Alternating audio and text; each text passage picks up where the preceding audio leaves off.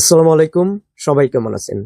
অনেকে কমেন্ট করেন যে ভাই আমার ফোনে সবকিছু ঠিকঠাক, তারপরও টিকটক আইডি খুলছে না। টিকটক আইডি খোলার সময় ফোন নাম্বারে কোড আসে, কোড দিলে নেই না, এবং জন্ম তারিখ দিলে নেক্সট আসে না। আর এই ধরনের সমস্যা কেন ফোনে হয় এবং কি কি সমস্যা থাকলে ফোনে এই সমস্যা হতে পারে এবং এই সমস্যাটি থেকে কিভাবে মুক্তি পাওয়া যায় বা সমাধান করা যায়, এই ভিডিওতে আমি আলোচনা করব। তাই ভিডিওটি সম্পূর্ণ দেখবেন। ফোনে সবকিছু ঠিকঠাক থাকার পরে ফোন নাম্বার নতুন এবং ইমেলও নতুন, আপনি নতুন করে যদি টিকটক আইডি না খুলতে পারেন তাহলে এই সমস্যাটি বিভিন্ন কারণে হয়ে থাকে। ধরুন আপনি আগে কোনো একটি টিকটক আইডি ব্যবহার করতেন, কোনো কারণে টিকটক অ্যাকাউন্টটি ব্যান হয়ে গেছে বা সাসপেন্ডেড হয়ে গেছে। এই অবস্থায় আপনি নতুন করে টিকটক আইডি খুলতে পারবেন না।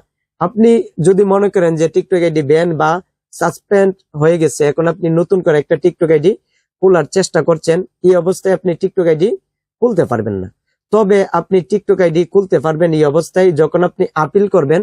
আপিলের মাধ্যমে আপনার টিকটক আইডিটি ফেরত আসলে আপনি একটি টিকটক অ্যাকাউন্ট রেখে অন্য আরেকটি নতুন অ্যাকাউন্ট, নতুন ফোন নাম্বার বা ইমেল দিয়ে আপনি নতুন একটি টিকটক অ্যাকাউন্ট খুলতে পারবেন। যদি আপিলের মাধ্যমে আপনার টিকটক আইডিটি ব্যাক না আসে, এর জন্য আপনি আপনার ফোনটি ফ্যাক্টরি রিসেট দিতে হবে। আর ফ্যাক্টরি রিসেট দিলে আপনার ফোনের সব সমস্যা সমাধান হয়ে যাবে, আপনি নতুন করে টিকটক আইডি খুলতে পারবেন। তবে যে অ্যাকাউন্টটি ব্যান বা সাসপেন্ড হয়ে গেছিল সেটি আর আপনি লগ ইন করতে পারবেন না যদি আপিলের মাধ্যমে না আসে। এখন অনেকে প্রশ্ন থাকতে পারে যে ভাই আমি তো আমার ফোনটি পুরাতন কিনেছি, ইউজ করা ফোন কিনেছি, তাহলে এমন কেন হচ্ছে?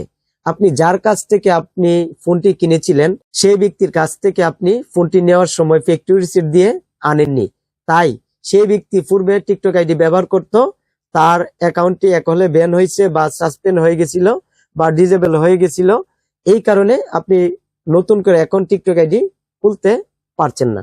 এখন যদি আপনি আপনার ফোনটি ফ্যাক্টরি রিসেট দেন তাহলে ইনশাল্লাহ আপনার ফোনের সকল সমস্যার সমাধান হয়ে যাবে এবং নতুন করে নতুন ফোন নাম্বার বা ইমেল দিয়ে আপনি নতুন করে একটি টিকটক আইডি খুলতে পারবেন।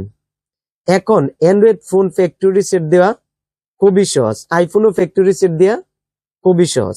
অ্যান্ড্রয়েড ফোন আপনি যখন খুশি তখনই ফ্যাক্টরি রিসেট দিয়ে ফেলতে পারবেন, তবে আইফোনের ক্ষেত্রে আপনি একটু চিন্তা ভাবনা করে ফ্যাক্টরি রিসেট দিবেন।